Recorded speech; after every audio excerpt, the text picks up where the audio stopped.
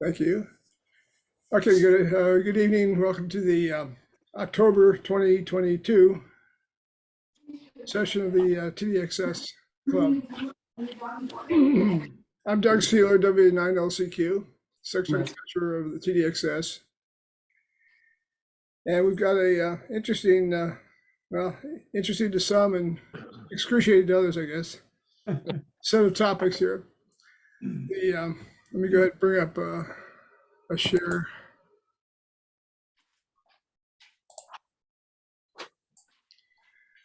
Okay, so the first order of business tonight is TDXS elections. According to the Constitution, the October meeting brings the end of the nomination period for elected officials. And at this time, we have me nominating myself for secretary again. And Gerald, the J5GEM, has renominated himself for VP of membership.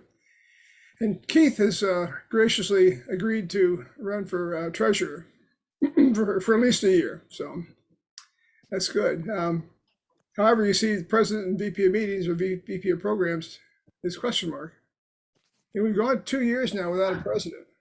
And I don't know how many years without a VP of programs. It's a little ridiculous to not have a president. So anybody want to volunteer, just speak up.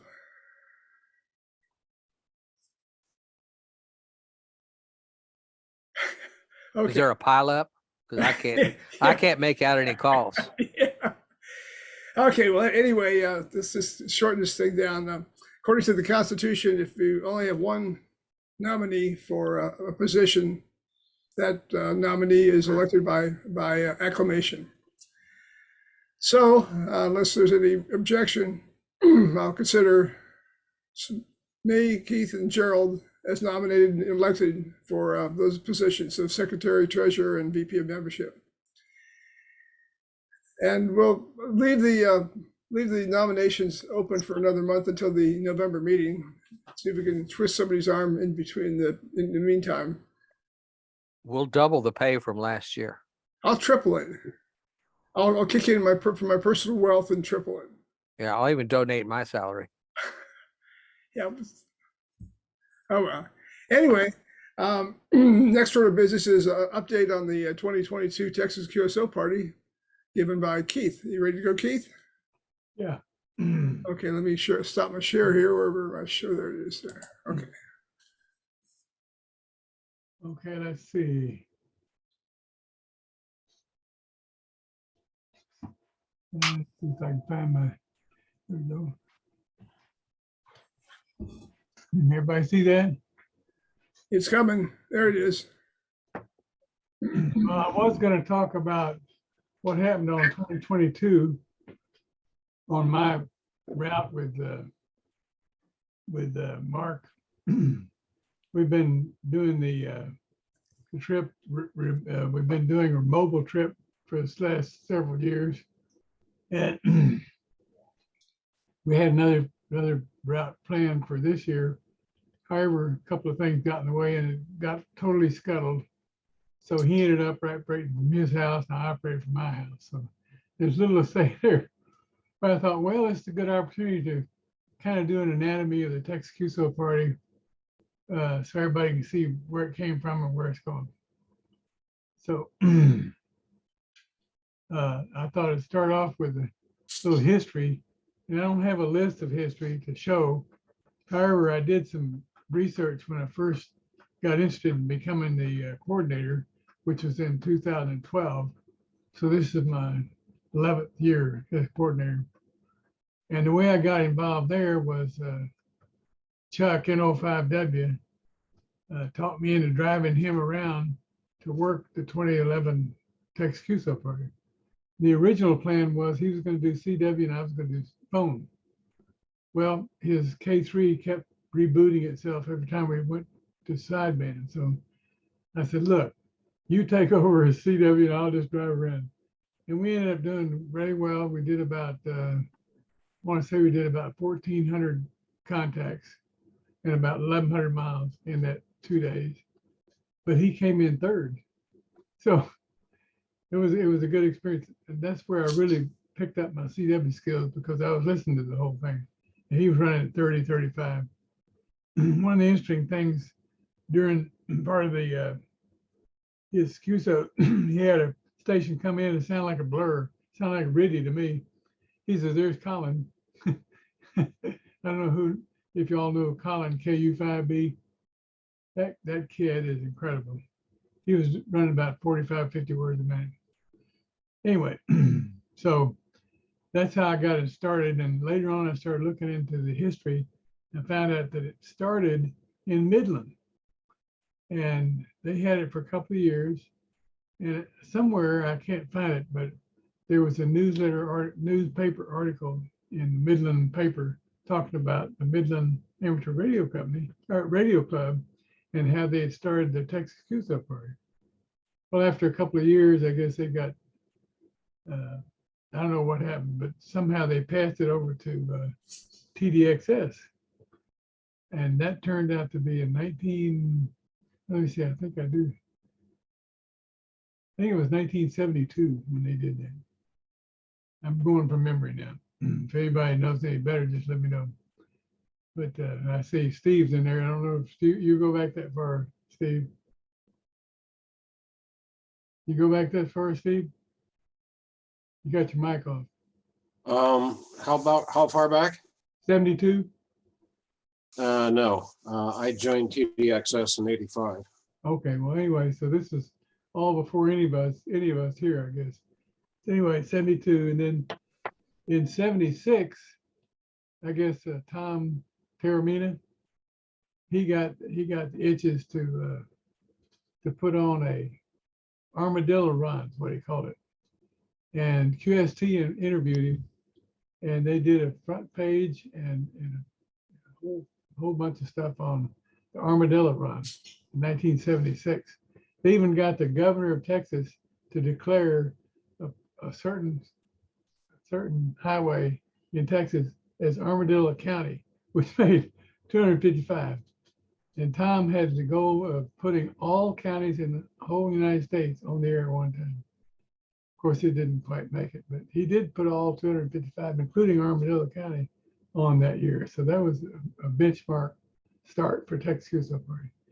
Now, I guess over the years, the Texas DX Society kept running it.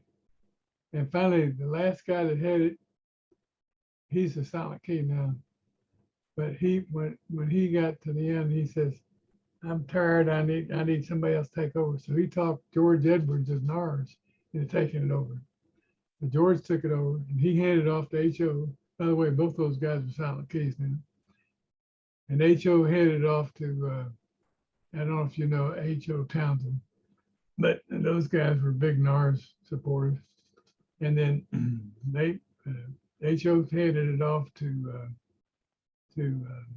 Chuck, N05W. And he held it until 2011. He taught me into taking it while we were on that trip. I said, well, I don't know what I'm getting into, but I'll give it a shot. So here I am, 11 years later. So that's the history of it, and that I know of. Anybody else have history? I'd love to hear it. Next, I thought I'd talk about what's it take to run a year. Well, in August we start route planning, and we have several. Well, let me go down to key personnel first. I'm the coordinator. Route planning is handled by Chuck. Log processing is handled by Chuck. Results is Chuck.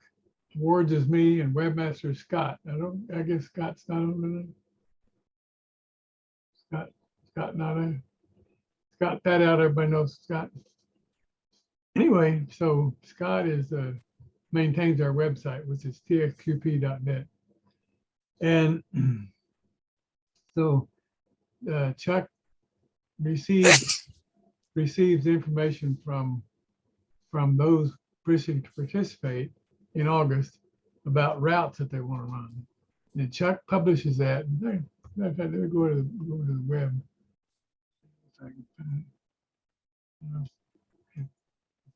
I'll probably have to share the screen again. Can everybody see that or not?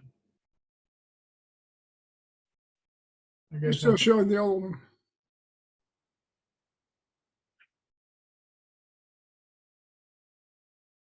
Oh, we see the one with the bus and the um, anatomy of the Texas QSO party.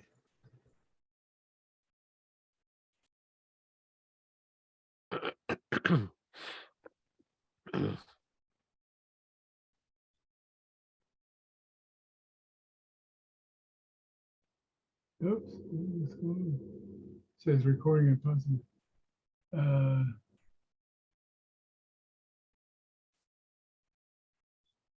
I guess I have to share each screen separately. That's correct. Okay, well, here's the website. And this is Scott's doing. And every year he updates it with the latest stuff. And there's something called routes. And we'll click up here to routes. Anybody can go, it's just txqp.net. And if you go to routes, oh boy, this thing is, I don't know what's going on. Oh, there it is. 2022 routes. And so Chuck publishes this page and Scott puts it up. And this shows the people who turned in routes. And you'll notice under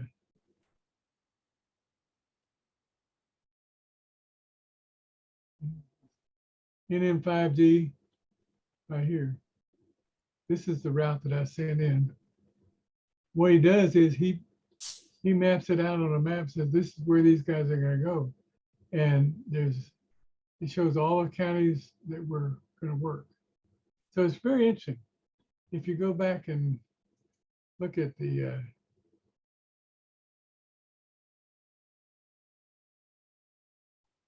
weekend for,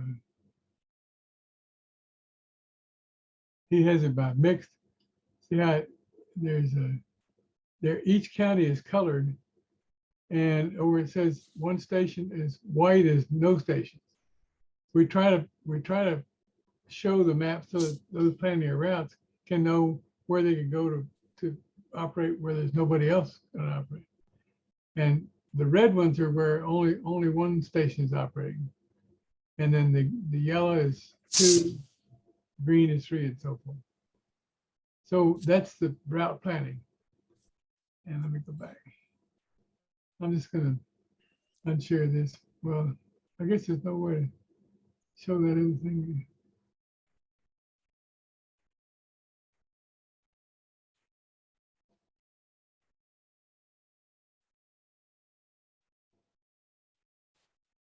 Okay, back to here. So the route planning is where it's done in August. And in all fairness, it usually starts about the last week in August because people don't want to plan too far ahead. And in September, on the 3rd Saturday is when it starts. And it starts at 9 o'clock in the morning and runs until 9 o'clock at night, 12 hours. And Sunday morning, it starts at 9 o'clock again and runs to 3 o'clock. So we have 18 hours of operating. And then once that's done, I'd like to go back and show you the website, but I'm tired of swapping screen. So and when the contest is over, there's 1 week to turn in your log. And as those logs come in, we keep track of it on the website, and everybody can see where the log got turned in. And so that you have 1 week to get that turned in. By the way, I got a lot of complaints about only 1 week. Says, everybody gets more than 1 week. I said, well, the major contests are now standardized on 1 week. But I agreed to change it to 2 weeks. So it's going to change for next year to 2 weeks. Some guys give you a whole month, but the problem with that is it backs up the scoring. And the scoring is a long, drawn out process where you have to process log, yield the scores, make corrections, go back. It's too much work for Chuck. So that's why I cut it down. So it'll be two weeks next year. And so in October, we do the log processing. And that's where we take all the logs that are By the way, Scott is working on a log submission process.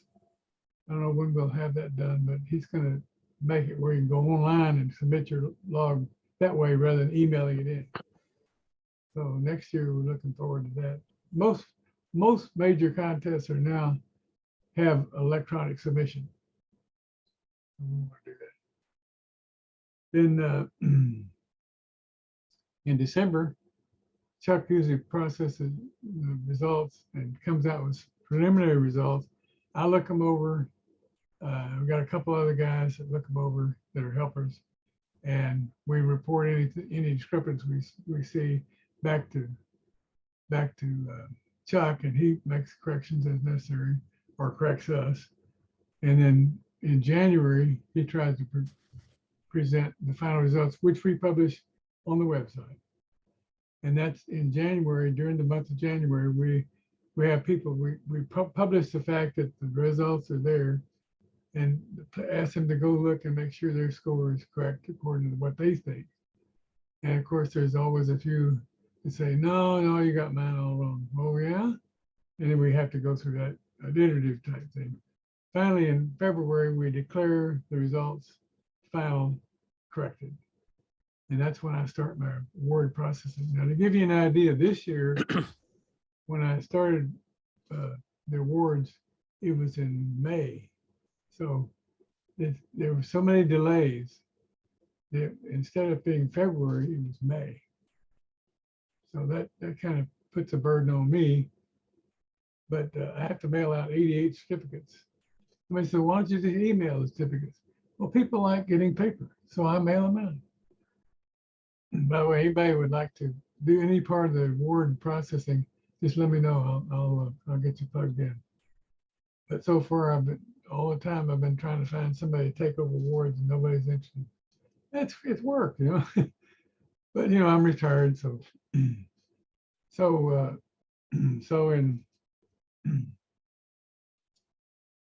in April, my goal is to start getting the plaques ready. And I have to get them codified and sent over to the guy that makes the plaques. And he takes about 3 weeks, and he gets the plaques ready. I go pay for them, and then in May mail them out. Well, this year it was. Anybody here get a plaque? Dale? Oh, Alan, you got a plaque? Did you? Yeah, a year or two ago I did. Yeah, I got one. Thank you. Anyway, this year, Yeah, I got one this year. Dale got one, and it came what, August, I guess. Am I Yeah. gonna get this one? I don't think I'm gonna get one this year. Well, anyway, this was for 2021. It took me a whole year to get this done. But the reason was that the guy that does the awards closed shop and reopened. So, and also the plaque that he had done last year was no longer available. So I had to go through this thing of selecting a new plaque. Anyway, what a mess it was. But I've talked to everybody. They say, okay, we should be able to get back to your goal next year. But right now, the logs are being processed. Chuck is doing that. In December, he's going to send me out. He's got October, November to do that. And usually about Thanksgiving, he'll send me a spreadsheet and everything showing all the scores. So we'll see how that turns out. There are several people that are key personnel. Myself, Chuck does route, log, and results. I do the awards, and Scott does the web pages. There's the address of the QSO party. And I thought, let me go back and share my screen again. Hello? Hello?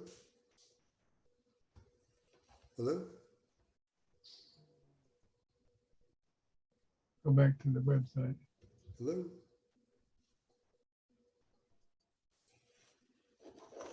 Well, that didn't work. Or did it? Can everybody see the website? Nobody see the website? No. No, Oh, there's a thing called new share. That's what I should have done.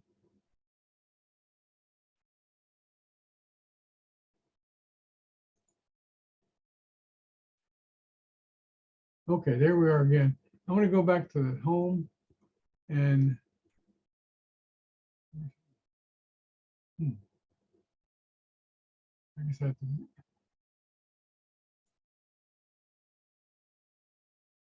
Well, I don't know how to go back to home.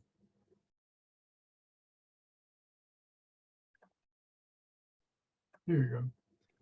Okay, I was gonna go back to the results page. Final scores, logs. As the logs come in, Scott posts them here. And if we go back a year ago, you see we had, did you give a total?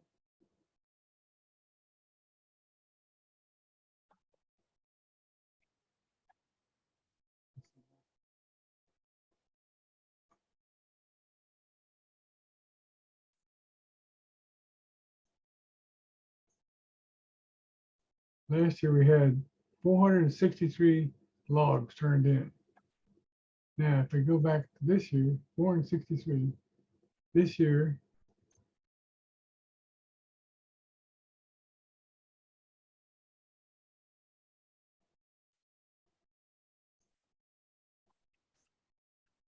we have 420. So a little bit less than last year, but still I'm impressed because if you go to back to previous years, it was in 300s. So there's still a lot of people playing. And I know Roby worked using K5DX. So he's got, if we go back here and I put K5DX,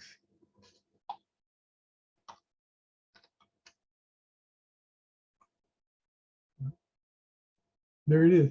So it shows that we did receive his log. It doesn't show the details of the log, but it shows that we did receive his log. And that's the important thing. Closed system resources. Okay. That's something I wanted to show everybody.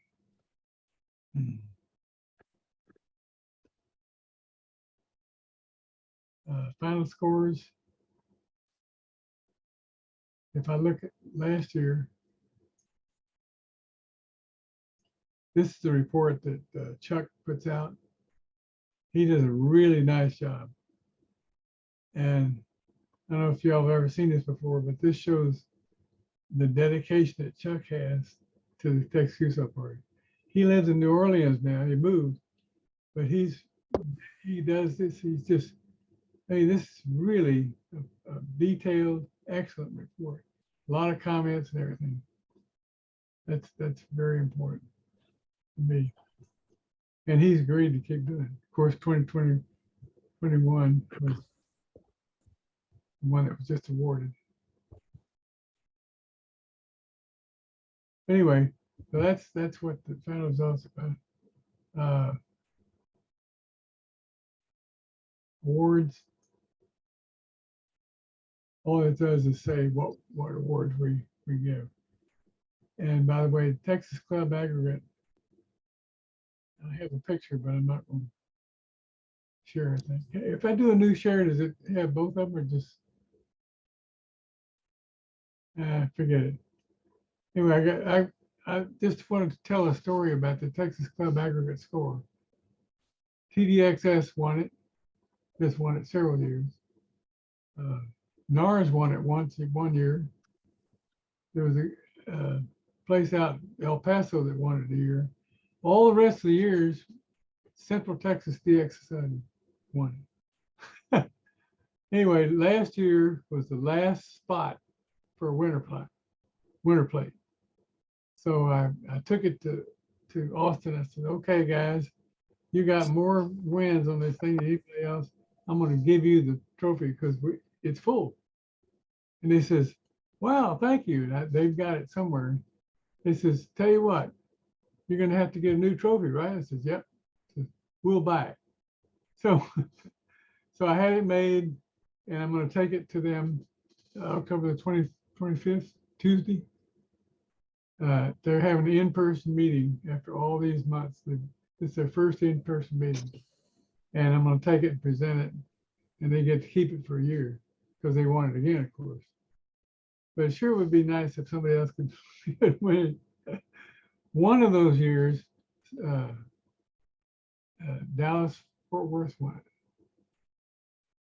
And the reason was they talked George Montron and submitted his score for their, well, he had 75% of their score. But he had all stations running. He had like 9 million points or some ridiculous thing like that. So it was fun. Anyway, those are just little pieces I want to share with you. Any questions? Any volunteers? Kind of like president of TDXS, right? All volunteers, raise your hand. Eh? Yeah, have to go by call areas.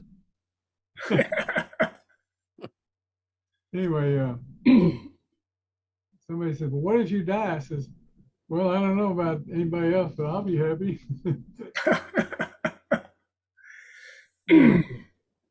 Okay, well, thanks, Keith. Okay, I'm gonna unshare. Okay.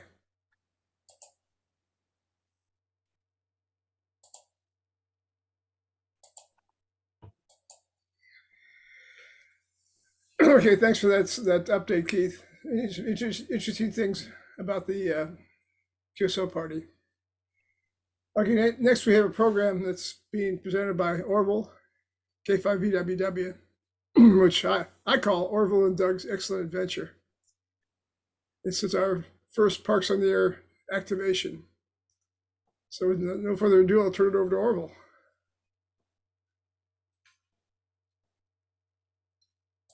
Roger.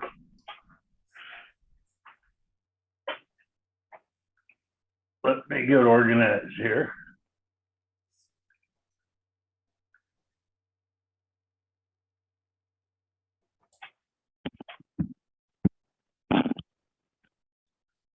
Okay, am I shared there?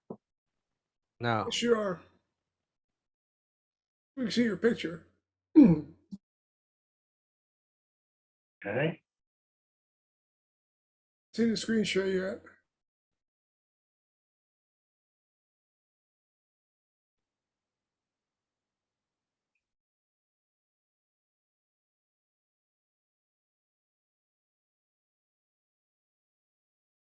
Let's try this again.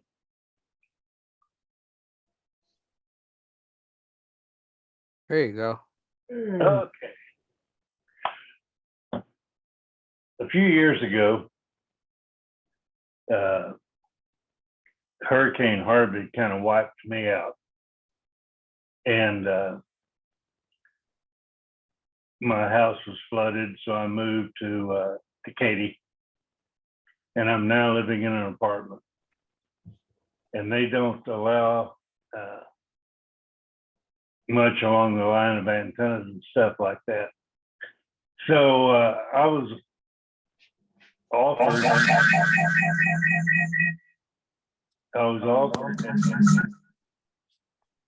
Buddy, mute yourself.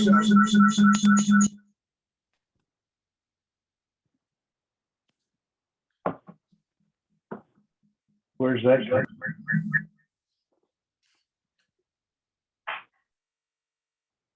Anyway, I was offered the use of W7RN, and so I've been operating from there for the past few years, and that is a club station, and it's quite this time of year. There's no way to operate on a weekend because everybody is in the midst of either Stu Perry or CQ Worldwide CW or phone or what have you. So I kind of wanted to get out and find out a little bit about let's get a place to operate here. So I was talking to Doug, and we decided that what we wanted to do was, after talking to Norm N9MM, and Gerald, who happens to be a volunteer out at Stephen F. Austin State Park, just outside of Sealy. We were going to go out and put a station on the air. Well, there are a lot of people that do this, and big time. And I guess Norm is probably one of the most active. So I talked to him and drove up to his place and took some antennas and put them together and got it all operating the way we wanted it, and then came on back. And so Doug and I decided to go out to Stephen F. Austin. So this is the story of how we did it and why and our results. There's a lot of things that are of interest here. And first off is POTA, Parks on the Air. It is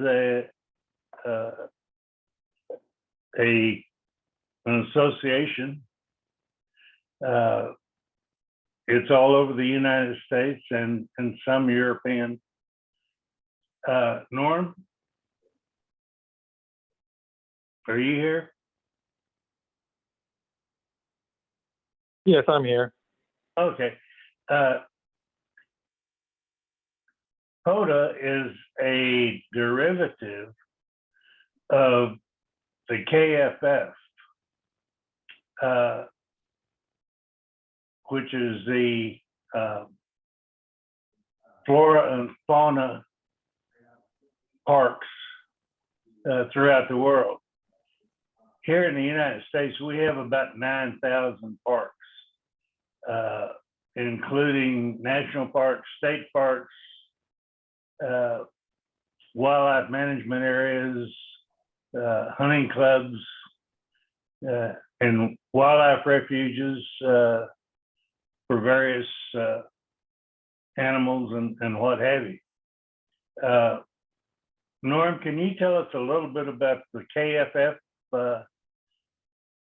I know that they have like 29,000 parks and everything. It's an international, much larger than the POTA. Can you give us a? Yep. Sure. Can you hear me okay? Yeah. Yes. Okay, great. My headset doesn't work, so I'm using the cell phone audio.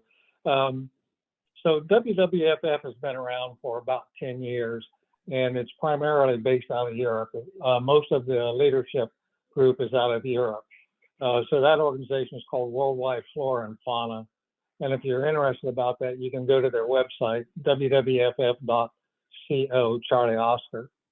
And then there are national affiliates with that. So KFF, of course, is K for the U.S., FF is Flora and Fauna, is the U.S. affiliate. So DLFF, of course, would be Germany and what have you. So that's the KFF part of it. The KFF portion of it really cranked up in 2017. Before that, there were some operations here in the United States, but there wasn't much interest in it. But after the National Parks on the Air event, January 1st come around and everybody said, well, what are we going to do with all of our time? And that was really exciting. So the KFF really got legs under itself in 2017. And it's been growing very nicely since then. There's some differences between POTA and KFF. POTA, or let me back up. WWFF is about preservation and bringing attention to natural areas, nature preservation, and so forth, where Parks on the Air is more about parks. POTA actually derived out of KFF. There was a dispute between the KFF leadership and the WWF leadership in Europe, and there were some feelings hurt. So the KFF guys broke off and declared KFF dead and formed POTA. Well, KFF wasn't quite dead. It continued on, and POTA has grown since. I mean, they started their existence in December of 17, but it was probably in June or summer of 18 before they actually got operationalized. But POTA is about parks, and Orville listed off many of the things, but they also include monuments, historical sites, historical trails, and so forth that are not included as part of the WWF stuff. The big difference with POTA, it's primarily U.S. They're trying to reach out and become an international group, and it's kind of working. Where the WWF is pretty much all about DX. There are some crossover people between POTA and WWF, and I put myself in that category. Like Orville mentioned, there's 9,000 or a little more than that U.S. parks in POTA, and in KFF we've got about 53 or 5,400. So there's some differences in numbers. The formats and the rules are very much the same. POTA started off by taking the KFF reference list and copying it to become the base for their list. So the numbers, park numbers up to like 44, 46 are pretty much identical.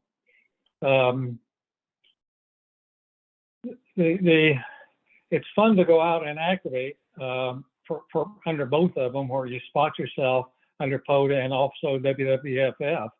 And I'll frequently get up in the morning and work, spot myself on 20, or these days 15, 12, and 10, and run some DX pileups, and then later on in the afternoon or later in the morning, flip up to 20 sideband and work the new guys on POTA. Is there anything else you'd like for me to add right now, Orville? No, I think you've given us a pretty good breakdown there. Norm, do you actually live in a park? Kind of, yes. My residence is in the Sam Houston National Forest.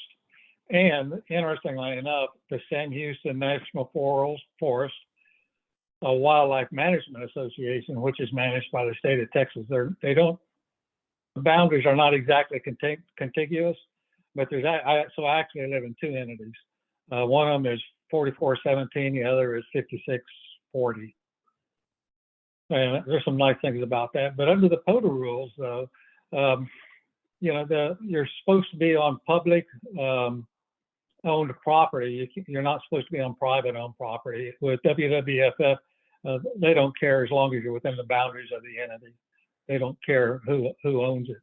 And of course, I don't know if you're aware of the concept of the name just flew by me. I'll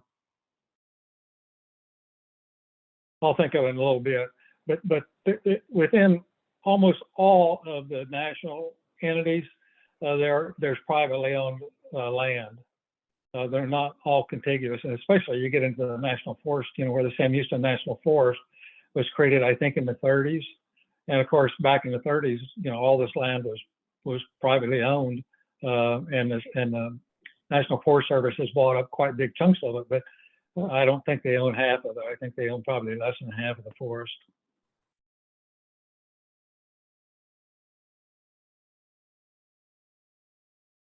Very good, Norm.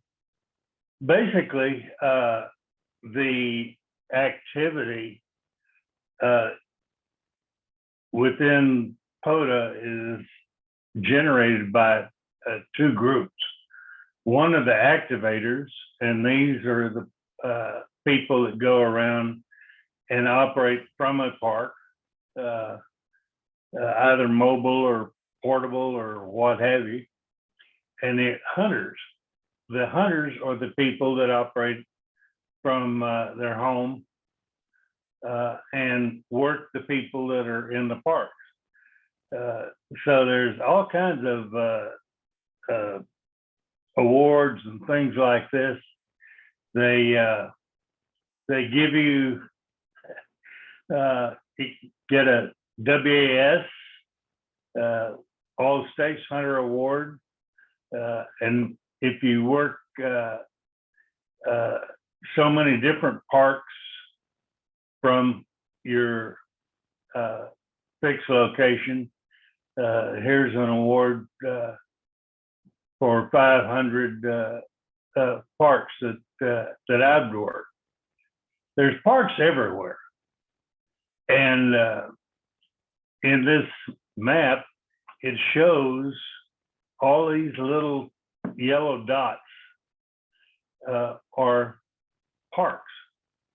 The one here we've got marked is the Stephen F. Austin State Park. Immediately adjacent to it is another park, which is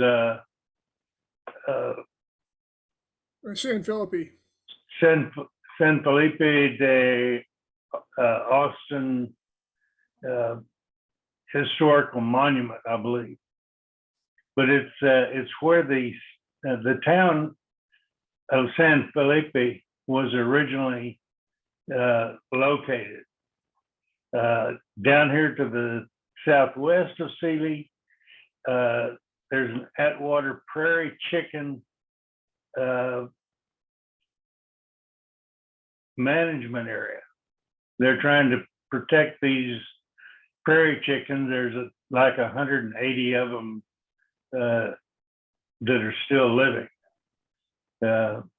And if they go away, we no longer have that. But there's down here, you got the Brazos Bend. There's all kinds of the Battleship Texas,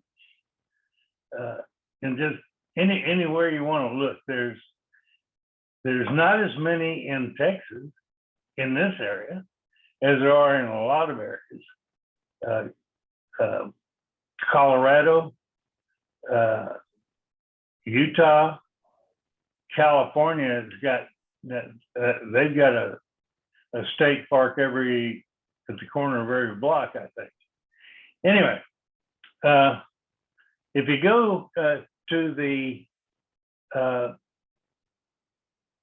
POTA site, they have you'll see these breakdowns. This particular one happens to be for 20 meters CW, and it shows the stations that are currently or were at that time Hello? active, gives a call, the frequency, and what have you, and the name of the park. So you can go in and work all of these people, and I enjoy it because there's a lot of people in POTA that are trying to build up their code speed, and you can be working along at 20, 25 words a minute, and all of a sudden there'll be somebody that's calling you at 10 words a minute. So I immediately drop down that speed and go to work that guy at his speed and help build him up. So anyway, if you want to activate a park, the place to go is getting started for activators at the docs.pota.app. And there we go. So Doug and I wanted to go out. So we were going to go, and we decided to go to Stephen F. Austin State Park. Gerald happened to be a volunteer out there, and he met us out there. But as we went out I-10, we got off I-10 on the road to San Felipe, and you can see the map in the car. And we just went on up there, but of course we had to stop at Bucky's first and get something to drink and some sandwiches for lunch. And then we went on to the state park. This is the entrance. They have a park headquarters. It costs you, if you have a senior pass, they cost you half of the normal entrance fee per day. We pay $3 per person. Then this is the map of the park, and here is where you come in, and right there is where we decided to operate from. It's a day use area, and it's really nice. We found what we call our ideal spot. It had a nice park bench in the shade. It had a tree with some wonderful limbs for supporting antennas, and the restrooms. So we got up there and proceeded to use our end-fed half-wave antenna that Roby had perfected, and I had put it in a box and made it fairly simple. Got a slingshot, put a fishing line up over the limb, pulled it up, and there's the top end of our antenna.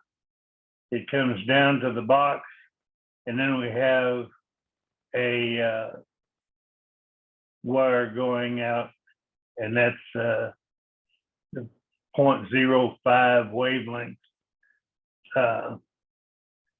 And such. This is the breakdown of the transformer inside the box. It's actually it's a 240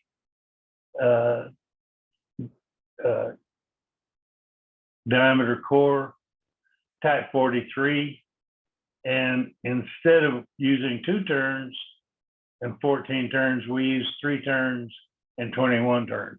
It's the same ratio, which gives you a 49 to 1 transformation. And that antenna works really well. In testing it up at Norm's, he had a dipole, and we compared it to the dipole, and we could not find any difference, either transmitting or receiving. So it works real well. Then we proceeded to bring our stuff out and get it all set up. We had a little laptop, a KX3, a paddle, a micro keyer, and of course all the wiring behind the thing. And then we also had a KXPA 100 amplifier, which worked pretty nice.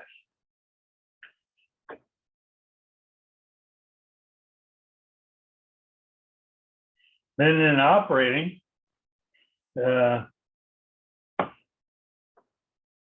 we really had a good time. We were all not pushing it, and it was a lot of fun. Doug was logging, Gerald was also logging, and I did most of the operating. But had my paddle there, and we just made 134 QSOs from the park, and we had a great day, and we learned how to put together the station. The equipment we used was a KX3 with the amp, the antenna.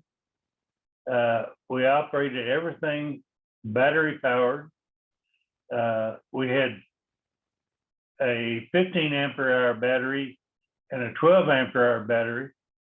And after about 4 hours of operation, with the 15 ampere hour battery, we never even got close to discharging it. We had a key and a wing keyer. Now, if you really want to go first class, this is Norm's setup. He's got a motor home, and he's got a Jeep, which is now on its way to his son. But you can see it's got the push-up mast, and he's got a dipole. On top of the cars, he's got a Hustler antenna with the spreader, and it works real well. So I don't know, Norm, how many QSOs have you made thus far in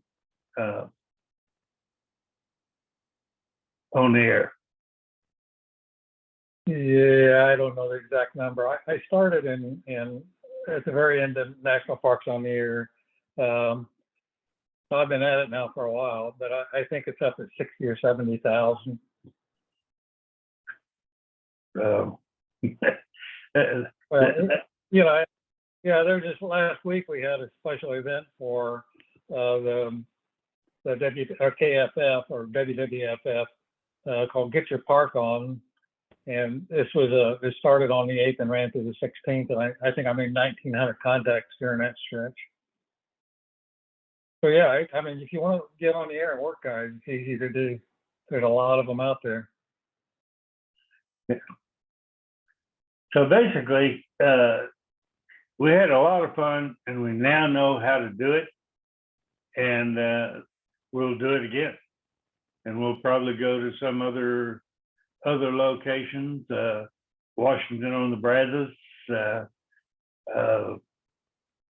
there's a location over in Louisiana that has only been operated one time, and has something like 130 QSOs made from that location. It's the Sabine National Wildlife Area, and it's an alligator watching point. So one of these days we'll go over there and just to see what it's like. Yeah, I think the next time we go out, we probably will bring 2 rigs, and I'll bring a buddy pole antenna system, and so we can have two different bands on the air and mix things up a little bit more. But it was a lot of fun. It was a perfect weather, absolutely perfect day. And not only it's not only us. There's a group from Beavar that's been going down to Brazos Bend Park, and they were down there a week or so ago, and they had I believe 4 bands active at the same time.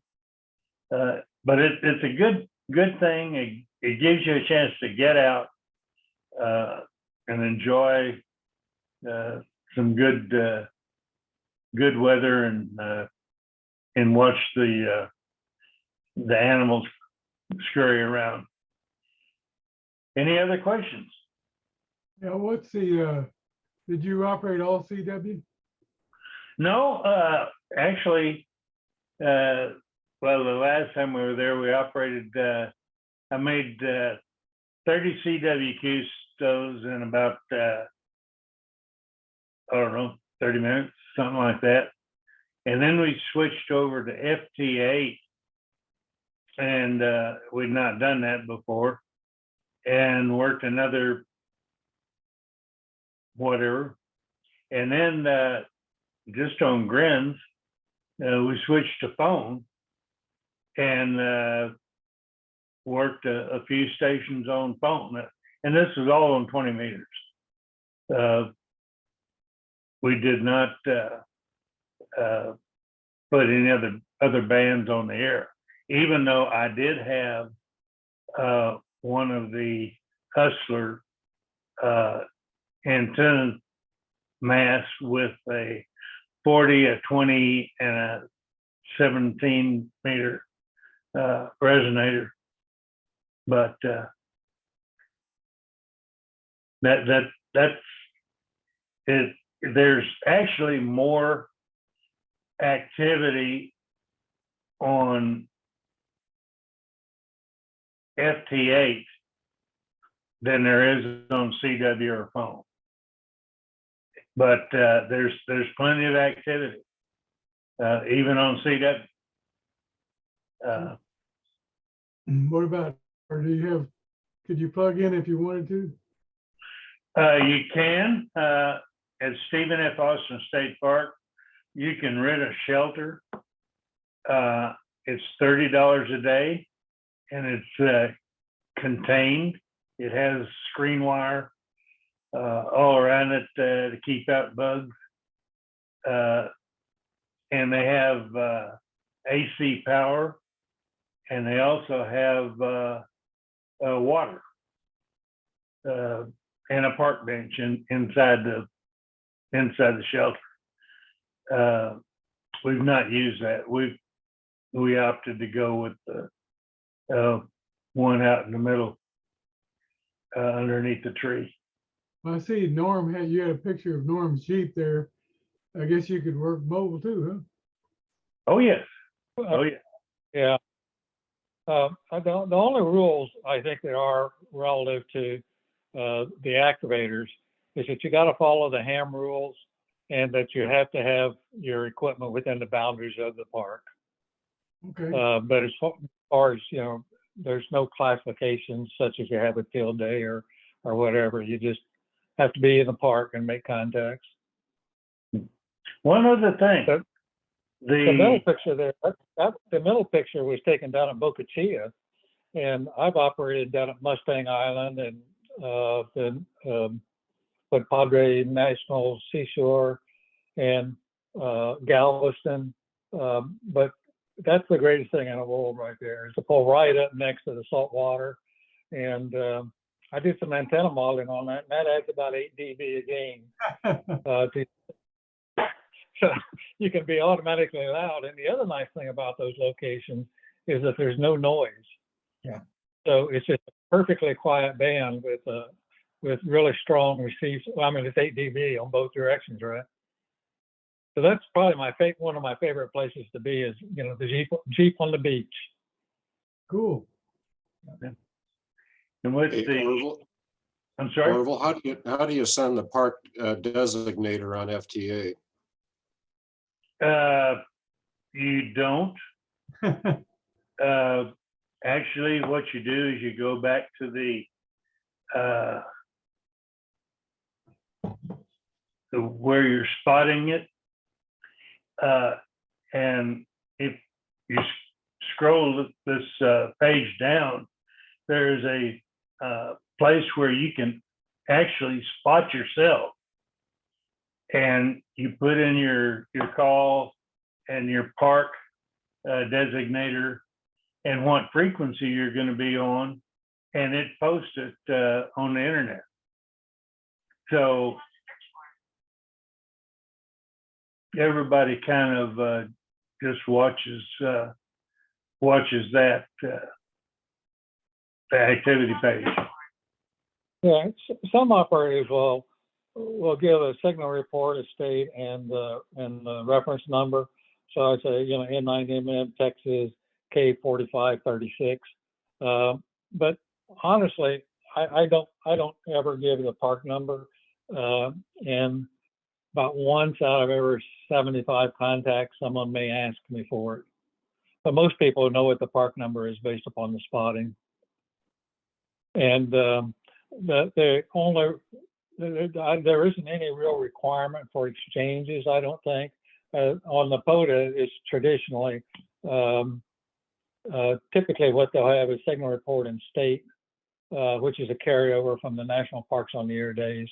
But for the WWFF guys, signal report's just fine. So, when I'm working the Europeans, it's just, 559 or 579 or whatever. And so it's easy and quick. Like I said, there's very few rules around this, so it makes it easy. And Orville touched on it.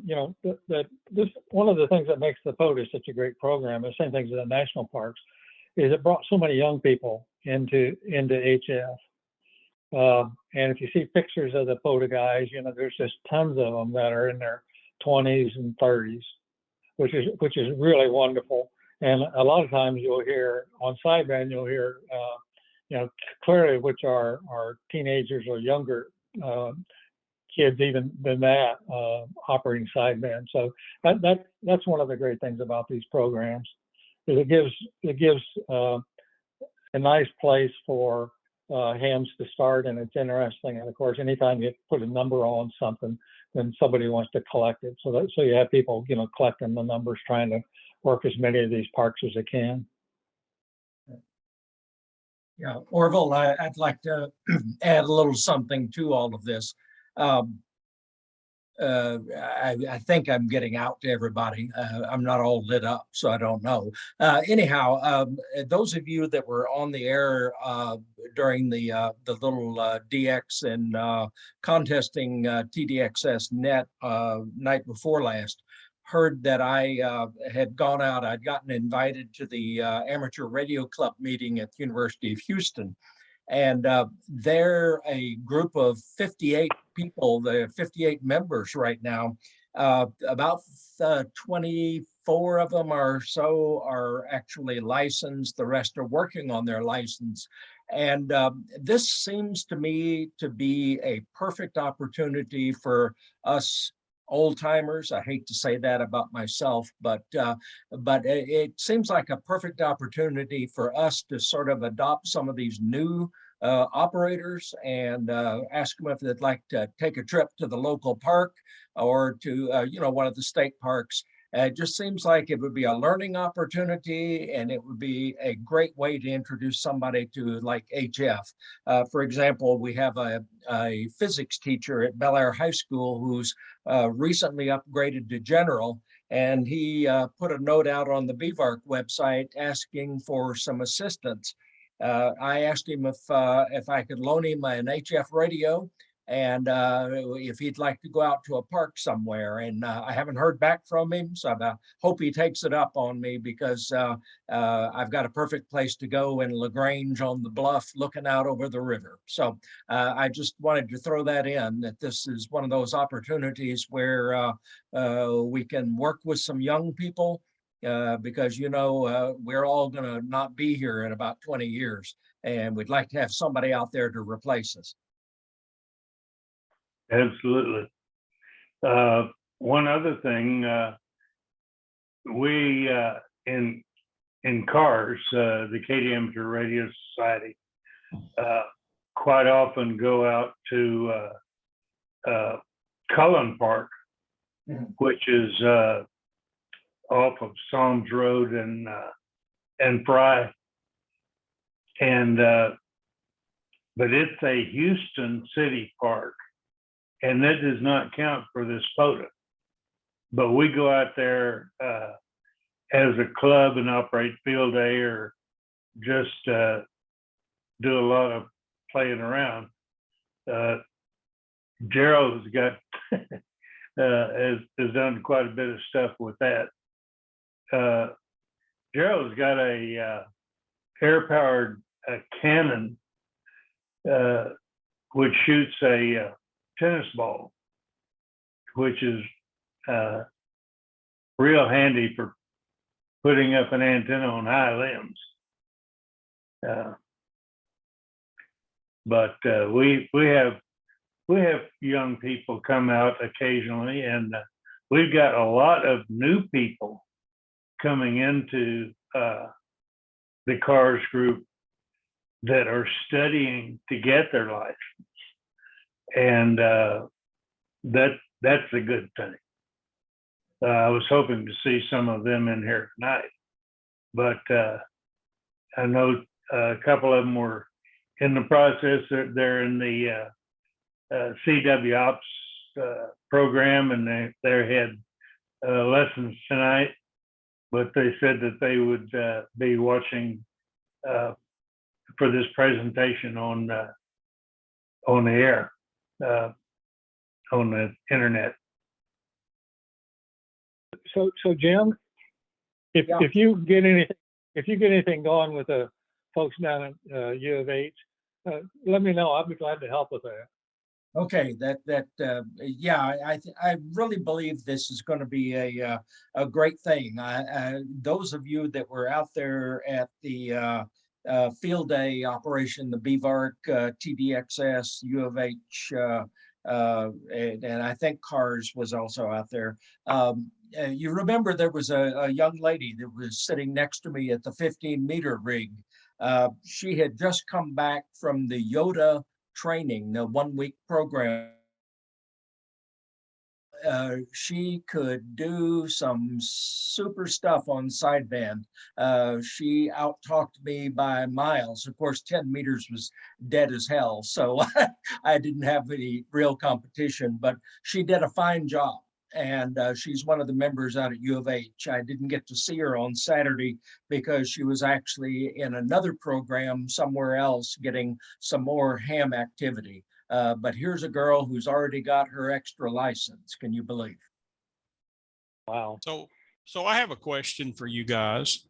Already this year, I've been to several national parks, and just as just for my own entertainment, I usually take my KX3 and some antennas.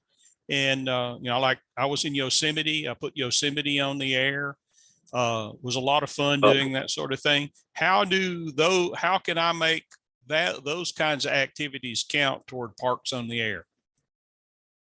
Well, the easiest way is to join the Parks on the Air. And if you go to the POTA.app, it's a very simple process. And then after you do that, and you operate from one of these parks or sites, you can send your log in to POTA, and they will give the people that you worked credit. That's the hunters. You would be an activator.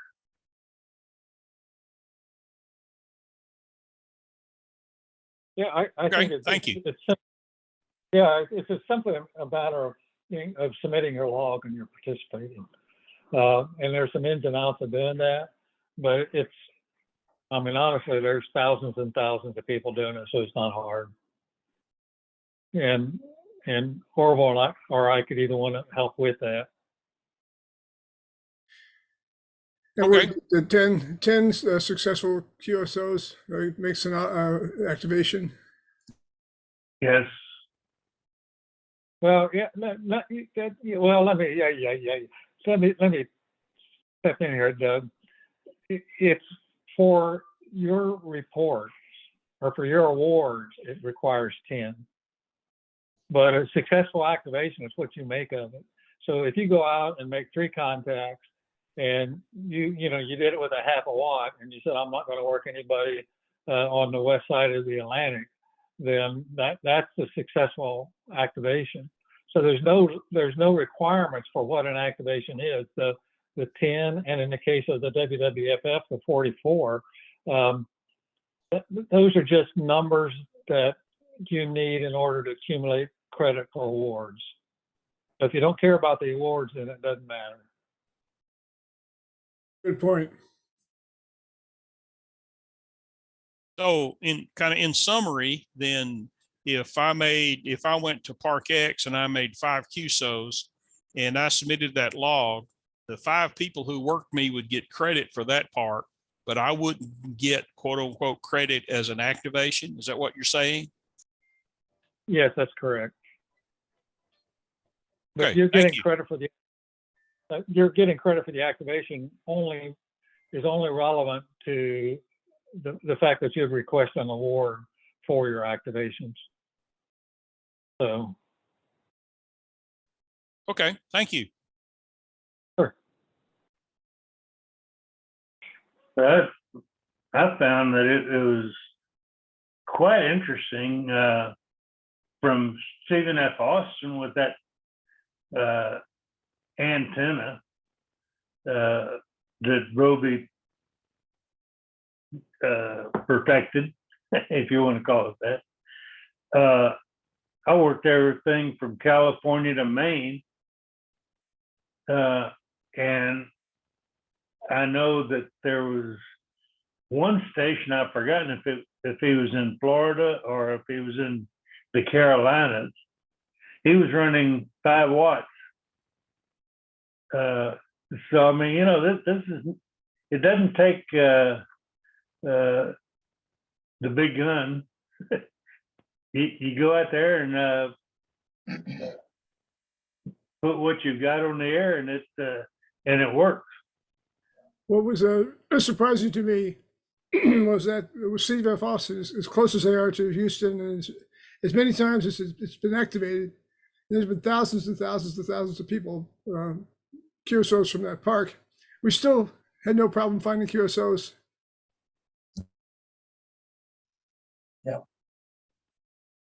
Yeah, I find that same thing with 4417, San Houston National Forest. I mean, there's been, I don't know, 20,000 contacts out of the forest, and I get on the air like I did last Sunday, and I'll call CQ or spot myself on the POTA page and the WWF page, and there's no lack for callers. And I've done all-time new ones, and this is probably the National Forest is probably one of the most active ones. And honestly, it's hard to tell the difference. Yeah, I remember Norm when I went up there to your place, and I got on to activate the first time. I was as green as it come, and I'm trying to remember. You clocked it for an hour, and I've forgotten how many QSOs. It was 40 or 50. Just right there in that national forest. Yeah, and the rates are what you want to make out of it. It's like everything else. If you have a loud signal, you're going to have more people call you. If you operate contest style, then you work through them faster, or you can be more casual about it. Sometimes I'll work like crazy, and somebody will call me that I'll know, and we'll chit chat for a little bit, and people will generally just stand by and not get fussy about it. That's one of the great things about this parks thing. It's not like DXCC where you get a new one come on. Who knows what's going to happen when Beauvais comes on, or North Korea again. It would just be insanity. But with the park stuff, there's still lots of callers, and but people are pretty mindful, and they're pretty well mannered about it. When you say, who's the K3, and that one guy will respond, which is surprising. I don't think that would happen at Beauvais. No. They're inline MM again, and they still have 500 callers. Yeah. Started playing with Parks on the Air about 3 weeks ago, and really surprised when I got hooked up. I had 50 Parks on the Air contacts. Most of them were FT8. And I started looking at it. It's like, wow, I picked up 5 new states on sideband chasing Parks on the Air. Now I have 5 states remaining for sideband worked all states. Yeah, I mean, the Parks thing is like the FT8. I mean, I'm an old time CW operator, all right? So I had some initial prejudices against FT8, but what I've discovered is if you want to work stuff, you got to be on FT8 to do it. You want to work DX on 6 meters, you better be on FT8. You can work stuff on 6 meters, but if you really want to work DX, you're going to be on FT8. And that's the way the Parks thing is. There's a lot of people gravitate towards the Park stuff, and it creates a lot of activity, which is all really great for ham radio.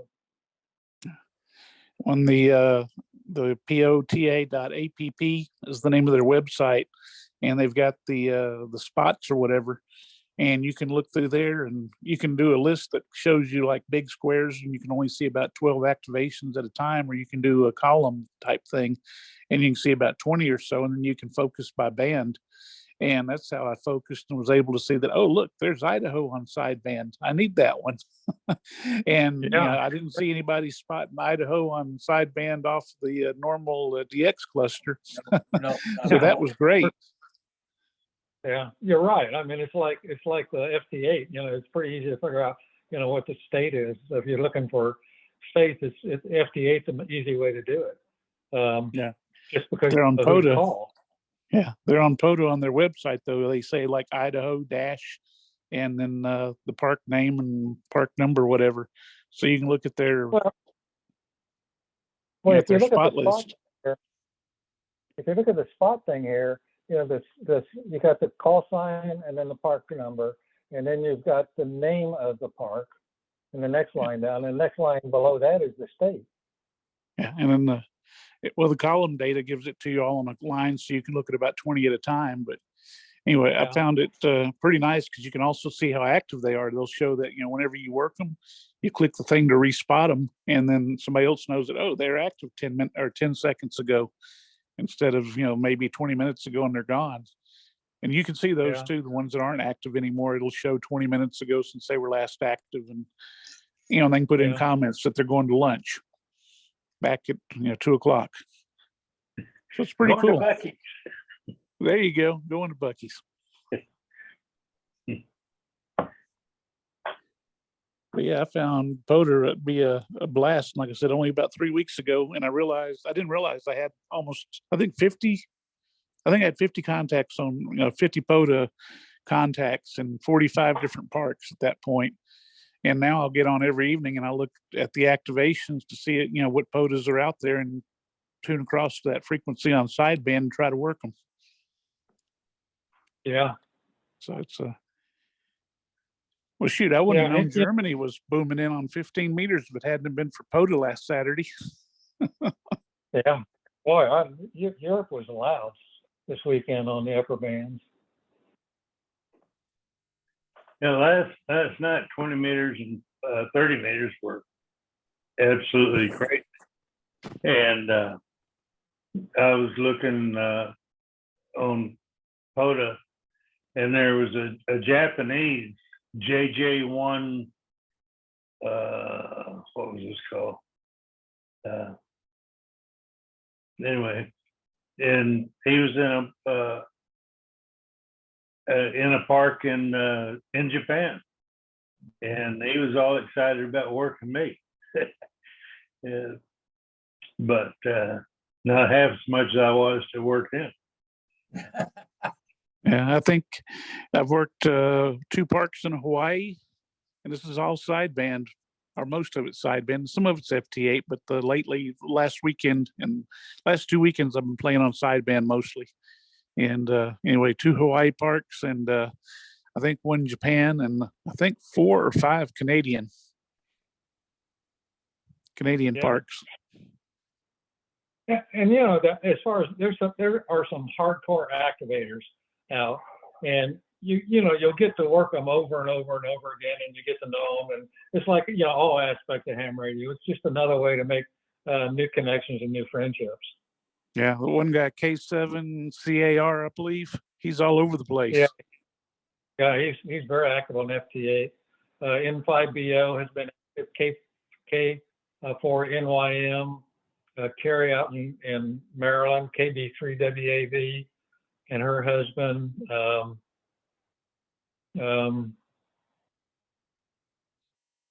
are probably the most active ones. I think N4NYM and KB3WAV. Yeah, and it's pretty neat because looking at the one that K7 CAR, I think I've worked him in 6 or 7 different parks so far. And Yeah. Here's another one you hear. There's another call you see a lot on FT8, AC9HP, and he's from Indianapolis, and he occasionally goes out to parks also.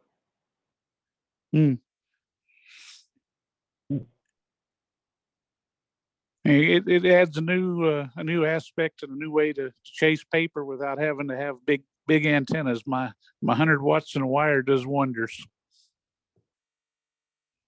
There's an awful lot of that. And again, it's so many of the Parks on the Air people are young, so they're living in restricted neighborhoods, so they're all suffering. Yep, And gives them an out. I think that's one of the great things about FT8. It gives those guys a chance to get on the air and work some pretty good stuff. Yeah, kind of puts them at the. Yeah, I mean you can break a pile up at a -15 signal to noise ratio, right? Yeah, but the thing that got me is like I've been working on worked all states on sideband for the whole time I've been on HF almost, and I've gained. I went from 42 to 45. I only gained three states on sideband, but it was all due to POTA, and now I got 5 more to go. And it gives me an avenue to chase that without having to wait for the next QSO party for North and South Dakota. Oh yeah, and there's a lot of North Dakota guys on. I'm just surprised, and the other one is the number of Idaho stations that are active in POTA. Yeah, I see them on FT8 all the time, but I need them on sideband. With FT8, it's like shooting fish in a barrel. I've got worked all states on 10 through 160, with the exception of 60 meters. I haven't done anything on 60 meters yet. And 6 meters, I've got 44 states, I believe. But that's FT8 where it does all the work for you. Just kind of sit back and go for the ride.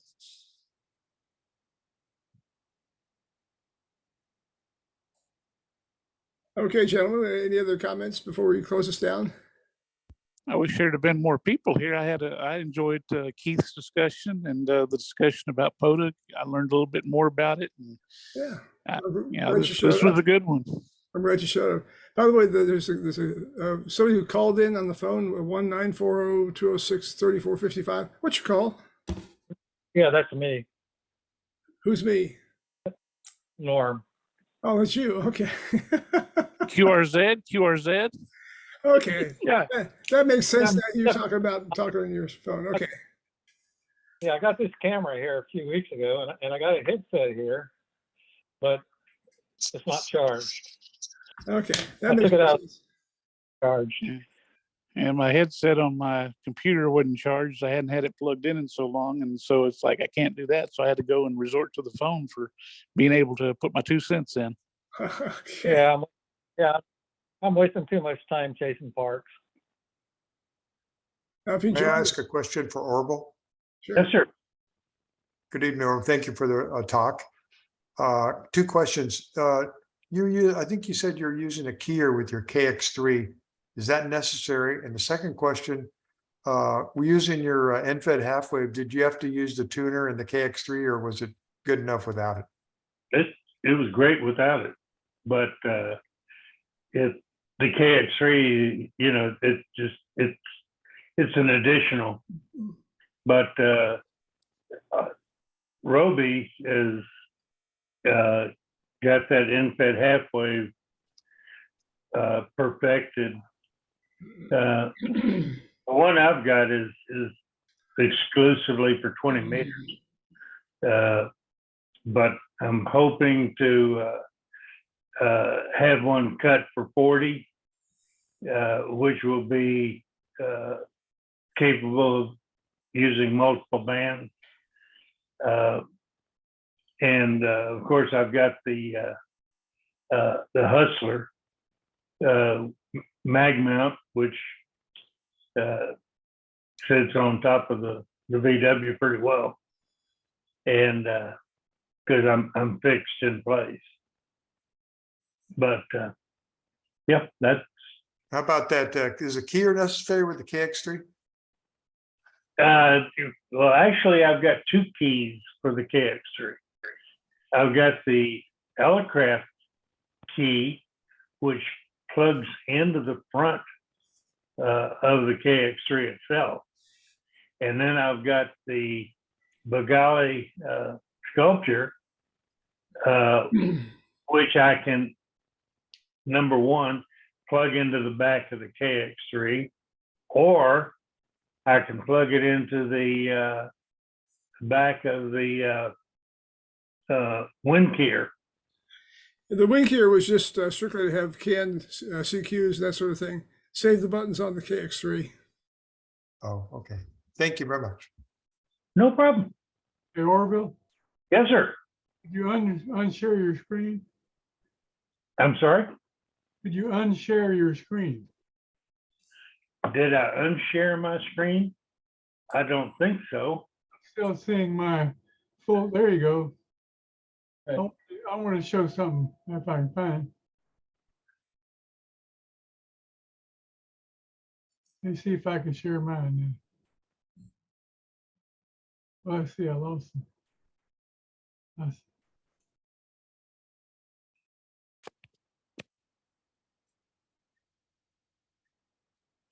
Yeah, I've got some pictures here. I wanted to share this. I gotta find it though.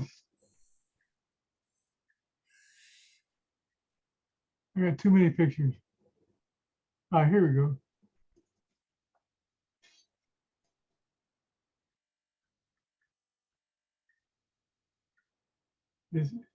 Is this?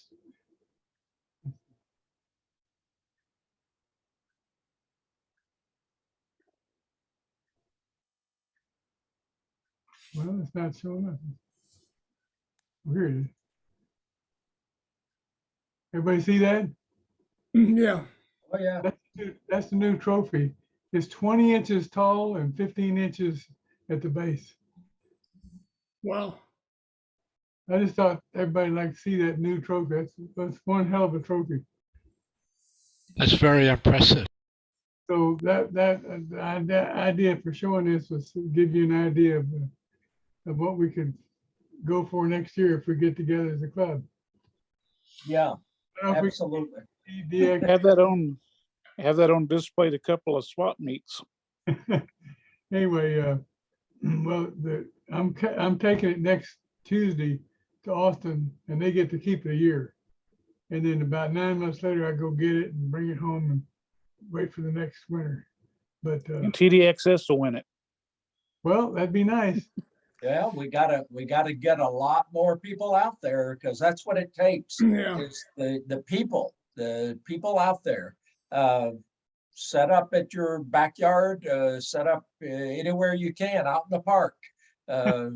Yeah, find a park in a different county. I mean, but that's what it's going to take. You look at the number of participants, and that's what it takes to win that trophy. Yep. Hey, Okay. Doug, I got one thing. Okay. In the not too distant future, I would like at a club, at one of our meetings, a little slot of time to talk about K5DX. You know, I've recently become the trustee of that call and for the repeaters and for the call in general. And I'd like to talk about promoting the use of that call during contests and, you know, how to go about that, how I would like to have organized that. So if somebody in the TQP or the CQWW would like to use that call sign, you know, how to go about that. And maybe next month, it won't take long to do that. I think I'll have my plans together by that time. Yeah, just send me an email. I'll get it on the agenda. Will do.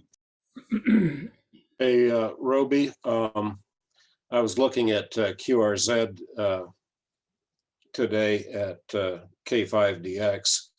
If you go to the detail page and click on the map, it still shows my address instead of yours. You may want to contact QRZ. Okay, I'll look into that. Thank you. You just need to log in yourself. I know Gerald, sometimes. do you have anything you'd like to add on the state parks and stuff, since you're a guru and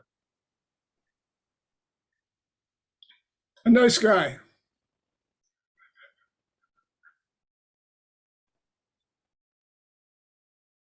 Oh, there we go. Everybody hear me now? Yeah. Yeah. Okay. No, I think you covered it all. Stephen F. Austin is a great park to go to. And it was very enjoyable just going out there and working with you guys a little bit that I did. Kind of spurred me on to maybe do the same thing myself and put together a radio and the rest of it. Get out and maybe activate some parks myself. Yeah, it's sort of like a field day. It gives you a chance to get out there and realize what you forgot to pack. Yeah, where did we put those 2-ounce lead weights? Yeah. Where's that hunk of rope that you're going to bring along? Oh yeah, it's back at the house.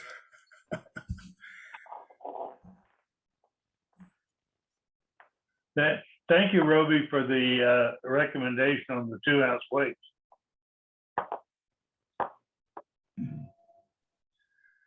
Okay, guys. Well, thank you very much for showing up today. Thanks for our visitors. And I got one more comment.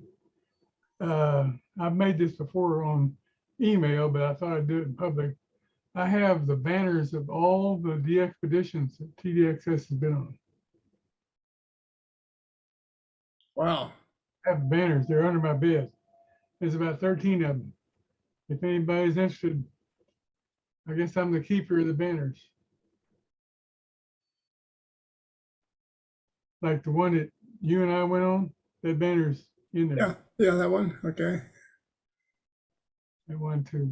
YN, we took that banner's under my bed. Yeah, YN2, whatever it was. Went to Granada. Yeah, Granada. We Does might go that- back there again sometime. I Does like that help? Does that help you dream about DX, Keith? what's that? I knew Said, does that help you dream about DX? I don't know, but it gives me a warm feeling at night. Keeps them closer to the DX. Yeah. I think Malta is in there, Nicaragua is in there, a couple of them. There's all kinds of banners. Yeah. And what happened? Right now, I'm wishing I was the place over my shoulder here. I wish I was there in person. Yeah. Well, Usually that's where I would be in October. I would be Belize. But remember Bubba? He doesn't come to meetings anymore. He lives up Magnolia.